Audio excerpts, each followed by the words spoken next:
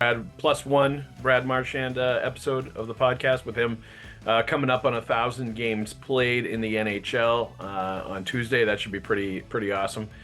Great moment. But thanks for tuning in. I am your host, Joe Haggerty. You can find my work at joehaggerty.substack.com. Get a premium membership. You get all of my NHL and Bruins writing sent straight to your inbox. You can also find my work at bostonsportsjournal.com. After every Bruins game, I file a column. Work with Greg Bedard, Mike Giardi, a host of talented people over there. So go check them out as well. Let's get to our sponsors real quick too and thank them. Factor Meals, America's #1 ready-to-eat meal kit. Delicious meals ready in 2 minutes. Chef made, dietitian approved. They're delicious and just good meals, good food, and they're ready in 2 minutes in the micro, in addition to also being healthy. So that's good stuff. Head to factormeals.com/Haggs50 and use code Haggs50 to get 50% off your first box. And with Super Bowl Sunday here, also you got to get down with FanDuel Sportsbook.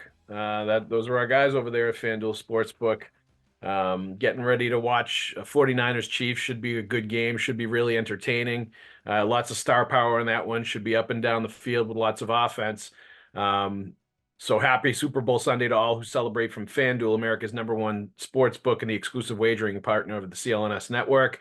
If you're like me, Super Bowl Sunday is all about getting on the couch, watching the game, having some nachos. Maybe I think I'm going to go to a neighbor's house and get some ribs. It'll be excellent. But what we also love most about Super Bowl Sunday is the prop bets. Let's face it. FanDuel has so many ways for you to end the season with a W or 2 or 3. Not only can you bet on who will win the Super Bowl 58, but FanDuel also has bets for which players will score touchdowns, how many points will be scored, so much more. So new customers, get on that FanDuel Sportsbook app. It's real easy to download and use. Join today and you'll get $200 in bonus bets if your first bet of $5 or more wins.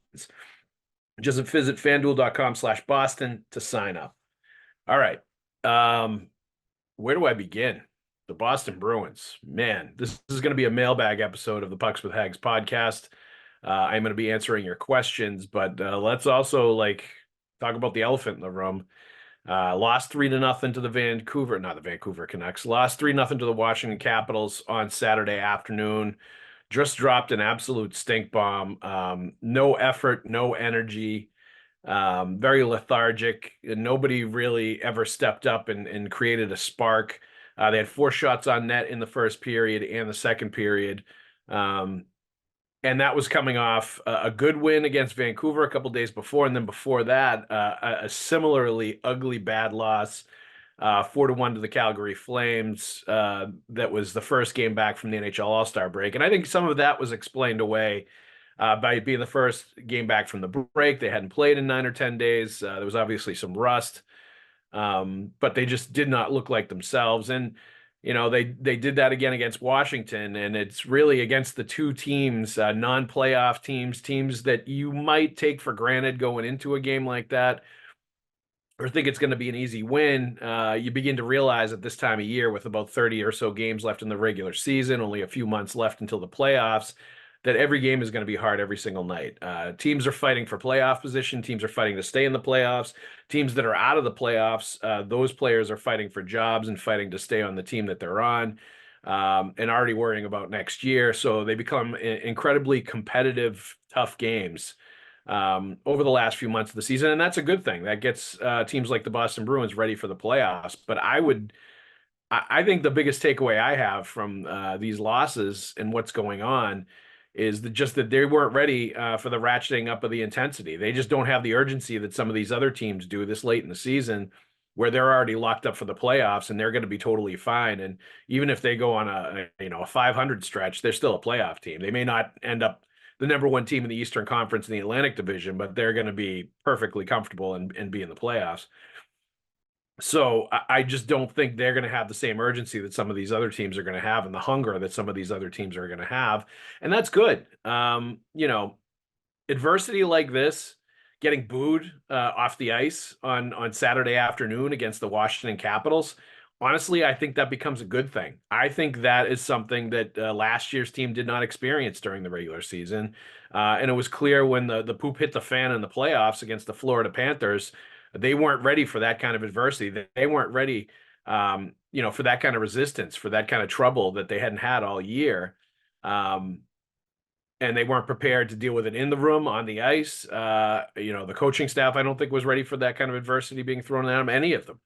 And they did not respond well enough or quickly enough to what was going on against the Panthers. So now they're getting it this year, and they've gotten it in pockets this year, which I think is good. Overall, obviously, nobody ever wants to get booed off the ice, and that was not a fun game to watch on Saturday, regardless of who you're. I guess if you're a Capitals fan, it was fun to watch, but I think for pretty much anybody else, it wasn't an exciting brand of hockey, and it certainly wasn't two teams really going at each other. It was one team just DOA on arrival, just didn't even show up. So um, I think we're going to see pockets of this through the rest of the season.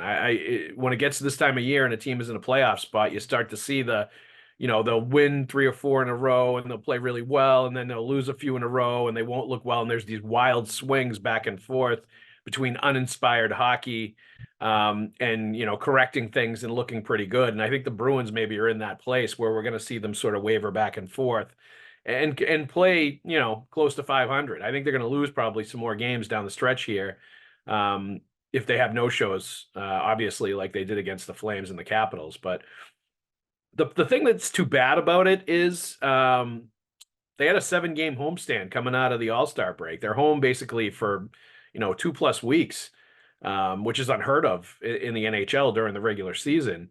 And this could have been a chance for them to really soar and really separate themselves from everybody else and create a huge cushion.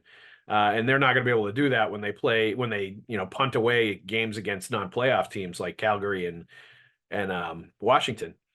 But by the same token, I think it's not such a bad thing that they don't separate. Like if they have teams chasing them, if they feel like teams are catching up to them, if they feel like they're playing for something down the stretch and the games have some level of gravity, whether it's playing for position or, just playing to make sure their game is right going into the playoffs, I think it'll be a little different than it was last year where they just ran away from everybody and had nothing to play for a few months at the end of the season. So this is not the worst thing in the world, but I think when you talk to hockey people, and I actually had a conversation with a longtime hockey person yesterday after the game was over, and we were both agreeing. We're like, this is just the part of the season where you see this from teams that have long since clinched a playoff berth against other teams that are hungry and have something to play for. You see some games where they're just not ready to play with the same kind of desperation and energy and urgency that some of these other teams are. And I think we've seen that a couple of times.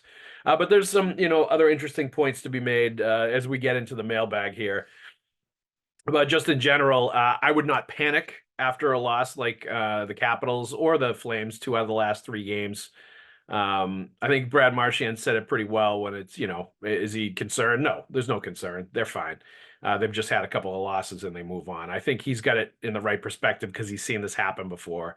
And he knows that this isn't going to be a tailspin. This is just kind of where they are in the season. And there's going to be some games like this along the way. The trick is not to have too many of them in a row, be able to pull yourself out of it and be able to have some good performances. But 3:30 in the afternoon against Washington on a Saturday, that is not that was not even close. The Bruins were a complete no-show, and I'd say that was the worst loss of the year because they just did not show up and never showed up. 4 shots on net each in the first and second period, not a lot of life in the third.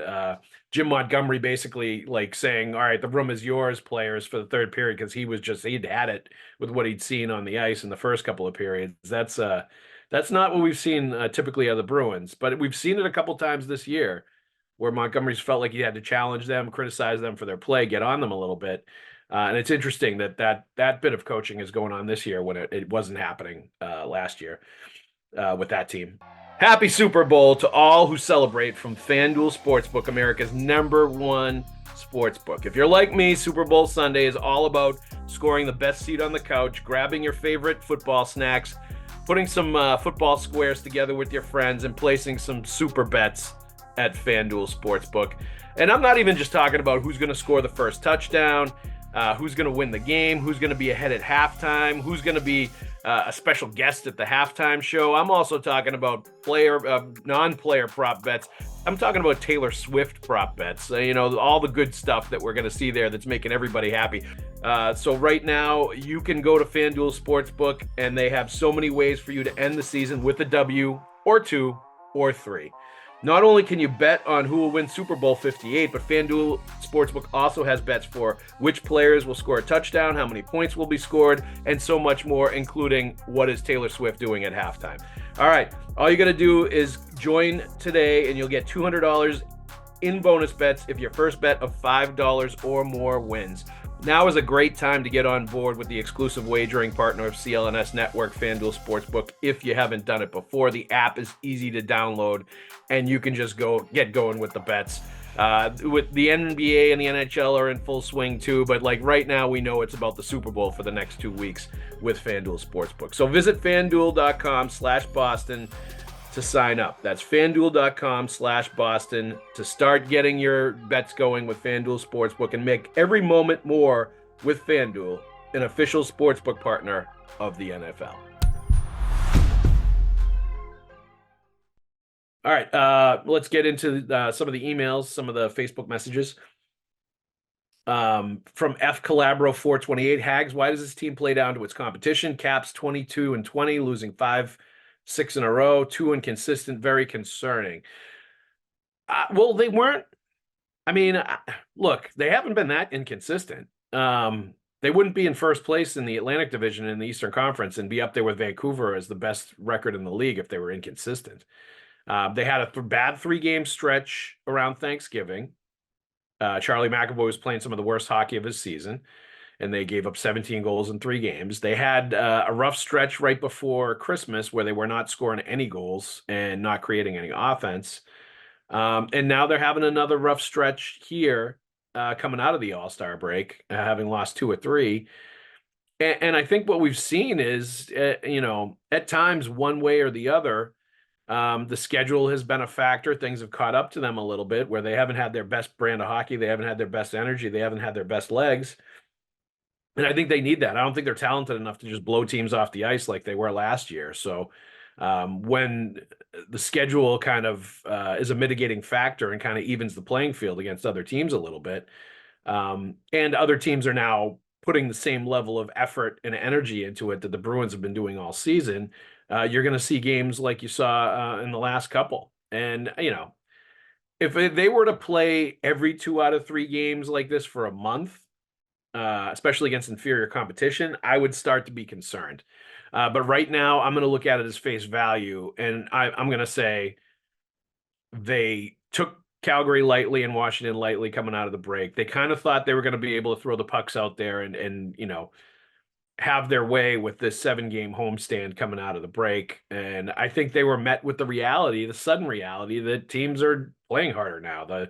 The level of intensity around the NHL for all these games, because of what I mentioned before, players playing for jobs, teams jockeying for playoff position, just a lot of things on the line for a lot of players. That teams have met the intensity level and elevated it. And I think it's going to take the Bruins a little bit to adjust to that. When they were on the beach for a week during the bye and the All-Star break, and then they come back to this, and teams are going right for their throat. They certainly were not ready for that Calgary team that came in first game out of the break and just slapped them across the face. I mean, that Calgary team was at them, very physical, every whistle going at them, pushing them around, making physical statements. And the Bruins kind of turtled in that game. They did not have a lot of pushback, enough, not even close to enough. And they weren't ready for what Calgary was bringing in that game. And I think that was a strong wake-up call that the Bruins need to up it a level, intensity-wise, physicality-wise, just nastiness-wise. And I still think they need at the trade deadline some players that play that way to complement what they're doing.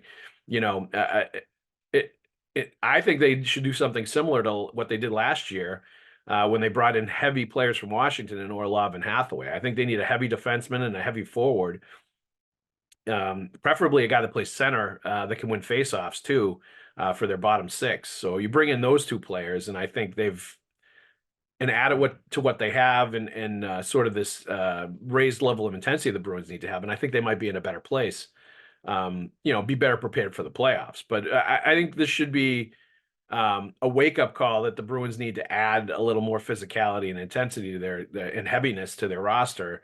And like team-wide, they just need to be more assertive um, against physical teams and not wait for them to get pushed to push back, and they should be the ones doing the pushing. It's easier said than done when you're in the spot that they're in because they just, it's hard to manufacture desperation when you're way ahead of everybody else in the conference and the division, but the Bruins need to figure out a way to do that. But it's similar to Brad Marchand not being concerned about the Bruins and saying, yeah, it's a couple bad losses, but we're not, concerned in this dressing room, and being a good leader saying that. I think when you look at this team, when you look at the balance of what they've done this year, not concerned about where they are and where they're going. They're going to be a playoff team. Is there some concern that we're going to see some of this in the playoffs again, like we did last year against Florida? Yes, I think that is a concern, and that's why they need to go out at the trade deadline and get some heavier playoff style players, some in your face players to add to what they have now, because I think they need more of that, and that's where it's concerning. All right, Hanky Tonk Man. Bruins were certainly listless, but Washington is, as Flu Shinzawa put it, an in-your-face man-on-man coverage team. Bruins are consistently bad against those teams. That's why they are not great versus Ottawa, Panthers, etc. Monty needs to work on the Bruins on countering that style of play. Do I think it's because they play man-on-man defense? No. I honestly, I don't think that. I don't think that's a big issue. I don't think that's something that is a huge problem for them, or something that creates these issues they have with certain teams. I really don't. I think it's more about, with Florida, it was much more about the forecheck, and them giving the defenseman trouble. That's not man-on-man defense. That's just their aggressive forecheck. I don't think the man-on-man defense was a big issue. And was the man-on-man defense the reason they lost to Washington on Saturday afternoon? No, absolutely not. They lost to Washington on Saturday afternoon because they didn't show up. They were still in a game 1-0 for a long time in that game when they did not deserve to be in that game because Jeremy Swayman was brilliant. But they were right there. If they'd shown any signs of life whatsoever, they could have won that game, at least put it into overtime and gotten a point out of it. They just didn't show up. And yeah, Ottawa maybe has given them some trouble this year, but for the last couple of years. But there's always one team, I think, that's not a playoff team that tends to give every other team some issues during the year. And I think Ottawa is just that team for the Bruins. I don't buy into that. I think these are NHL players. They can handle man-to-man. They can handle zone. I don't think it's a huge issue one way or the other. The systems, I think, are overrated in general. I think the systems talk in the NHL is hugely overrated. I think all these players can adapt to different systems. I don't think it takes them very long to learn the systems because they're not that different. Maybe a game or two, maybe a week, and then they're right back into it. This isn't the NFL where like there's widely different, offenses and defenses, and it's not like that. I tend to shrug my shoulders a little bit when it gets into deep systems talk with the NHL and with hockey, because I think it's overrated, the importance of it. There is some importance, and there's differences between man-to-man defense and zone defense for sure, or like a box and one or whatever they're going to run. There's differences. There definitely are. But to say a team has a weakness against one, is strong against the, I don't think that's the case. I think that's really overstating the importance of some of those strategies in the defensive zone. I think it comes down to personnel, and it comes down to matchups with different teams. And like the reason the Bruins lost to Florida last year was not because they run man-to-man defense. It's because they were an in-your-face physical team that pushed the Bruins, and the Bruins didn't push back. That was not about man-to-man. That was about their mentality, them being in your face physically, and them trying to intimidate the Bruins. It's not about the defensive system. It's about the mentality they have as a team, and the approach that they have as a team. Now that gives the Bruins problems. That is what it is. It's not the man-to-man. It's more the teams that really punch them in the mouth and wait for their reaction and consistently keep doing it and wait for the pushback that doesn't come.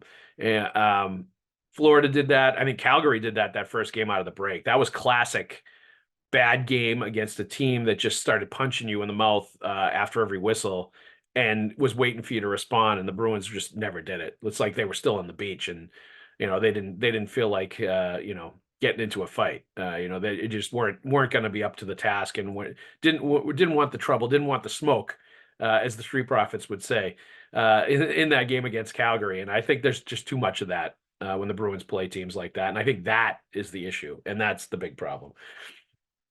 And like I said before to the other question, the other email or the other tweeter, I think they have to address that by trade deadline acquisitions. I think that's where they fix that, is bringing it, the mentality the team has now, guys like McAvoy, Marchand leading the way, Trent Frederick, but it's also about bringing in some other players that play that way. So there's more of a pack of those guys to sort of lead that charge. Bevins Keith, sometimes watching the NHL Bruins, I wonder how they've won as many games as they have. I don't. They're talented, but let's make no mistake about it. The biggest reason they've won as many games as they have is their goaltending. It really carried them in the first half of the year. They've been much better offensively since Christmas. Certainly, they've tightened up defense in most instances, notwithstanding the last couple of games, the Washington game and the Calgary game. I think they've been on balance better at both offensively and defensively, and much more the caliber of a team that you would expect to see as a top seed in the NHL. But make no mistake, the reason they have the record they have right now, the reason they're in the spot that they're in, is because the goaltenders, Linus Ullmark and Jeremy Swayman, the All-Star goalie this year, really carried them in the first half of the year, and they continue to do the job. And Jeremy Swayman was the reason the Bruins were in that game against Washington on Saturday. And it was 1-0 like halfway through the game, and they were still very much in it, was because he stopped 25 of 27 shots. The Caps dominated the first period, and then going into the second, they finally broke through when they scored on that 5-minute major, and that's kind of when the game started to change a little bit. But you can't really blame Jeremy Swayman. I think he gave them every chance to win that game. He was the best player on the ice, and essentially was let down by the way that the Bruins played. And that's been the story this year, is how good the goalies have been. So, that covered a lot in the first half of the year. But to answer your question, obviously they didn't look like President's Trophy caliber team in the losses to Calgary and Washington. But you see that out of all the best teams, right? Like Vancouver came in here as the best team in the West and laid an egg against the Bruins in Boston, where the Bruins played well, let's face it, but that was not the best that Calgary could bring. And they kind of, punted that game as well, just like the Bruins did with a couple of their games at home. And that's, getting back to what I said at the beginning, that's what you see this time of year, is you see the violent swings back and forth between good games and games where they don't show up. And it's interesting, the phenomenon in the NHL and how this happens at this time of year. And certainly you're going to invoke the wrath of the fans when you have games, no shows like Saturday afternoon, when, fans are forking over hundreds of dollars for tickets to watch those kind of games. But that stuff happens in the second half of the year, especially with a team that's way out in front of everybody else. It shouldn't be that way. Maybe it's professional hockey. They should bring the same level of intensity every single night. And you would expect that they're going to bring their all and bring 100%. But when you've been around the game enough and you've watched enough games and you get to know that these are people, not robots, you start to understand that, you see patterns. And one of the patterns I've always seen is teams that are well into a playoff spot, second half of the year, the last few months, that stretch run before the playoffs, you're going to see a lot of inconsistencies in their game. You're going to see good and bad. And there's really kind of no in between. They sort of wildly swing between the two of them for the rest of the season. We saw this when they won the Cup in 2011. People forget this sometimes, but they had some mad swings back and forth with that team towards the end of the year. I think they went on a long winning streak after the trade deadline, and they had a really good stretch when they got Caberlet, when they got Chris Kelly, when they got Peverley, all those guys. But they ended the season sort of back and forth, winning a few in a row, losing a few in a row, and that was kind of where they were at. I remember in 2013 when they got to the Stanley Cup final against Chicago, Claude Julien used to call that team Jekyll and Hyde, because they were like that down the stretch too. He didn't know which team was going to show up, and they would swing back and forth between really good and really ineffective. And I think it drives the coaches nuts, frankly, because they don't it's tough as a hockey coach to go into a game and not really know what you're going to get out of your team. That's a bad feeling when you're on the bench, when you're not sure what you're going to get from everybody. But it's just that's the nature of things, and I think that's what you see at the NHL level with teams that have put themselves in a pretty good spot. All right. Hello. Here is a question for your hockey podcast. With Milan Lucic out for good and the Bruins lacking fourth line toughness in the lineup, what do you think of the chances for the Bruins to reacquire AJ Greer or Nosek at the NHL trade deadline? And that's from Roger Perry via the Facebook fan page. I mean, AJ Greer is interesting. I'm sure it wouldn't cost much to get a guy like that back. He provided some decent energy when he was here and decent speed, and was a good soldier as a fourth line guy. He certainly had some, times he took penalties where probably was unnecessary. But certainly tried to bring the energy every time he could. Nosek, I believe, is hurt. I don't see them trading for Nosek or bringing him back.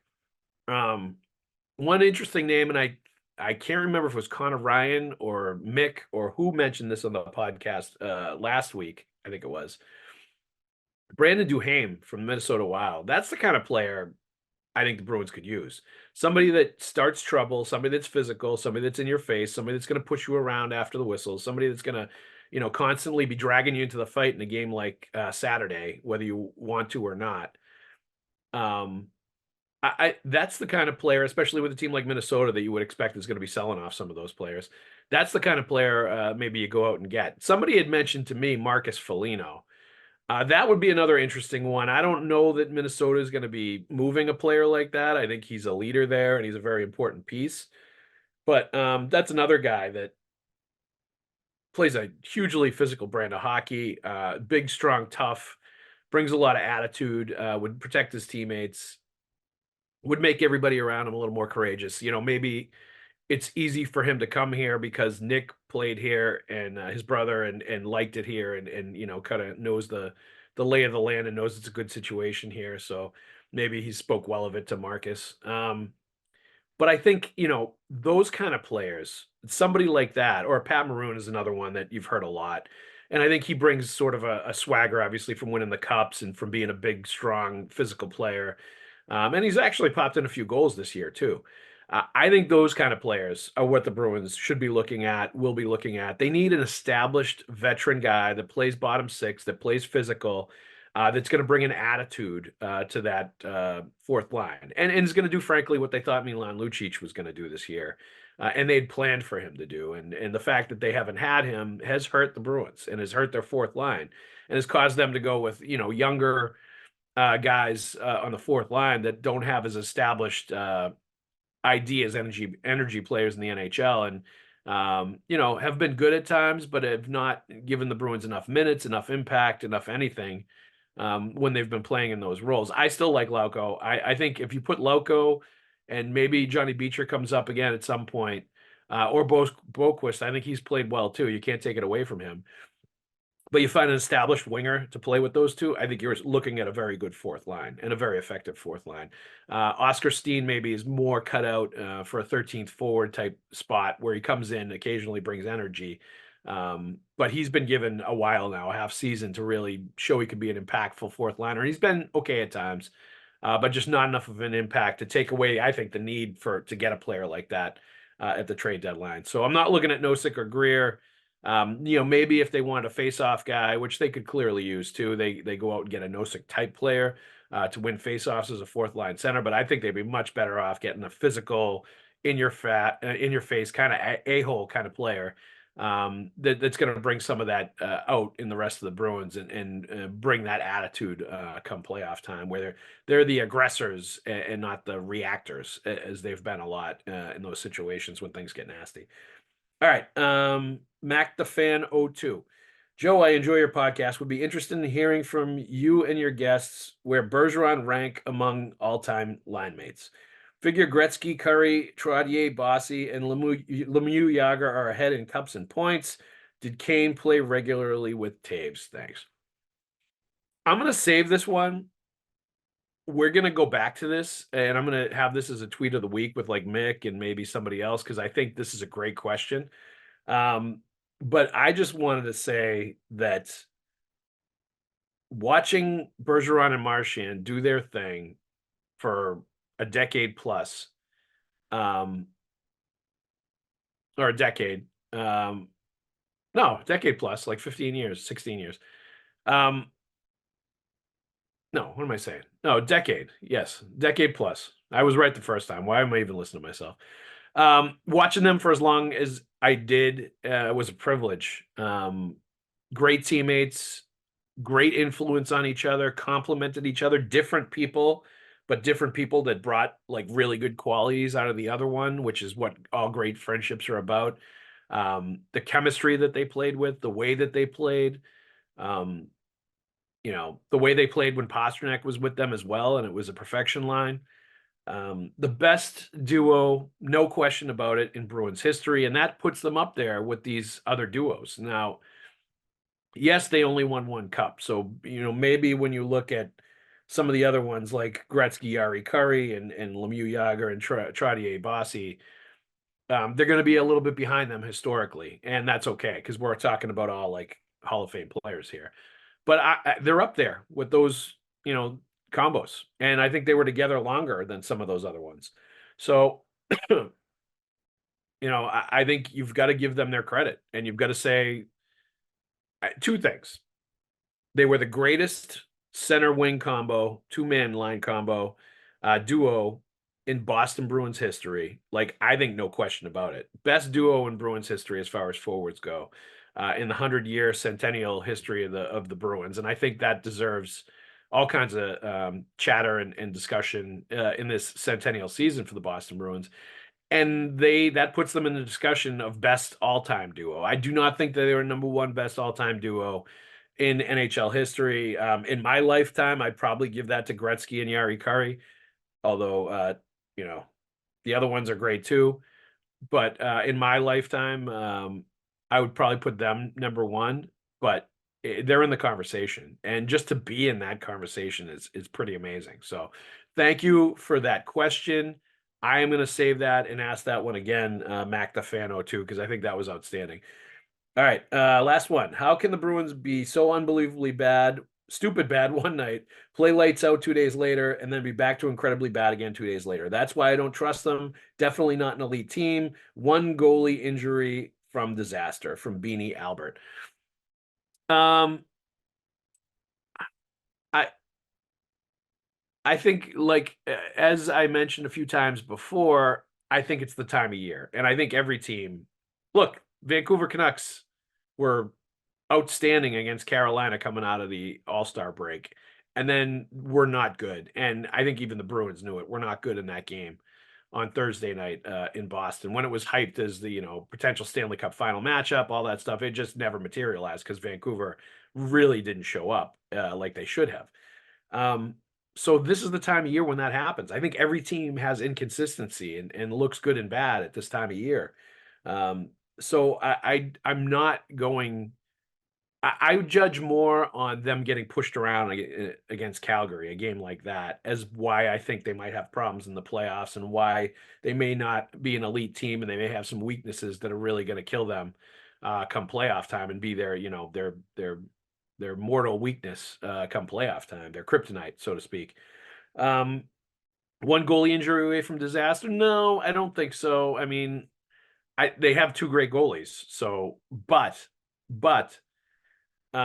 if Jeremy Swayman were to get hurt, I think that would be a serious issue if it was all on Linus Ullmark's shoulders come playoff time. Given what we've seen of him in the playoffs, given the questions he has to answer in the playoffs, given that he seemed last year to have trouble with the burden mentally and physically of all the pressure on him day in and day out come playoff time and playing every other day. I think all of that was something that the Bruins saw and kind of learned with him. So I do think it would pose problems for them in the playoffs.